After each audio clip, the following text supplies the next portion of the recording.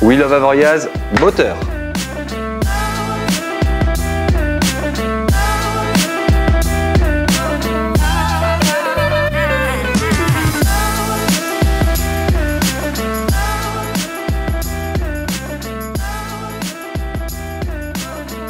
Je m'appelle Nasty, je suis originaire de Paris. Je fais des graffitis en fait depuis 1988, donc ça remonte à il y a déjà bien longtemps. Je travaille autour de l'écriture en fait. Ce qui m'intéresse et ce qui m'a toujours plu, c'est l'écriture dans toutes ses formes. Et j'ai commencé par faire ça de manière illégale, parce que c'était une culture un peu marginale. Et puis aujourd'hui, avec les années, les mentalités ont changé. Les gens voient ça autrement. Ça se développe maintenant en dehors de la ville, en dehors des murs, dans les galeries, avec des marques. Et là, aujourd'hui, avec une station de renommée internationale, qui est Avoriaz.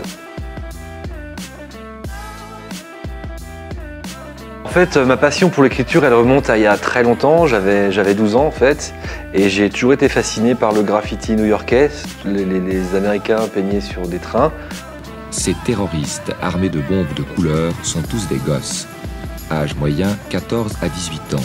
Nous, on a essayé de perpétuer ça en France, mais le travail des Américains a été vraiment un choc pour moi, et aujourd'hui, c'est toujours une source d'inspiration.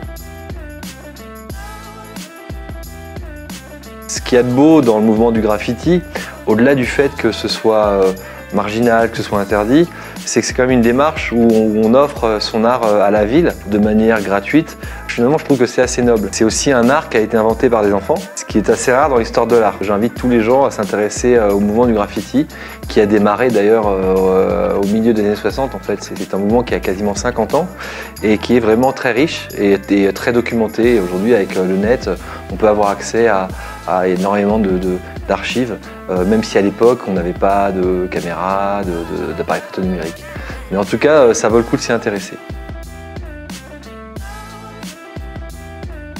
Mon engagement, si on veut parler ça d'engagement, parce que c'est vrai que c'est quand on commence à faire des graffitis, déjà on est très jeune, et c'est vrai que pour moi ça a été vraiment une espèce d'électrochoc, et j'ai complètement voué ma vie, ma jeunesse à cette pratique en fait. Mais je pourrais pas dire que j'étais engagé ni dans une démarche artistique, puisque c'était quelque chose d'assez mal vu, d'assez marginal, et mon optique elle a toujours été de peindre parce que c'était un besoin, donc c'était dans les tunnels du métro, sur les métros assez régulièrement, dans les terrains vagues, mais c'est un art qui n'était pas du tout visible en fait, il était plutôt caché, on faisait ça à la nuit. 90% des œuvres que j'ai pu créer, elles ont été détruites, elles ont disparu, elles n'ont même pas été prises en photo. Mais en tout cas, ma démarche, elle n'était pas du tout de revendiquer un statut d'artiste, peut-être par modestie, mais aussi parce que je savais que ce que je faisais, c'était mal vu aussi, donc il n'y avait pas de prétention. C'est en fait par la suite que justement j'ai commencé à me rendre compte que ça pouvait sortir de la rue, que ça plaisait à des gens, et j'ai été encouragé justement à sortir de la rue pour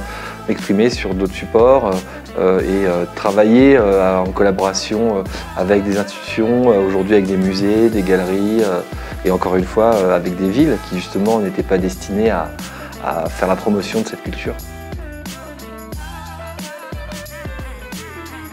Pour se faire un nom dans ce milieu, déjà, il fallait beaucoup peindre dans la rue. L'idée, c'était d'écrire son nom dans le plus d'endroits possible dans la ville. Il faut savoir qu'à l'époque, il n'y avait pas Internet. La diffusion de nos travails ou de ce qu'on faisait, elle n'était visible que par les gens qui passaient devant.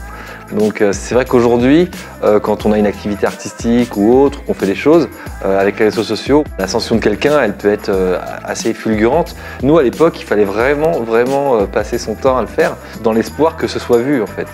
Donc c'était une autre démarche. Moi, j'ai pas mal œuvré, on va dire.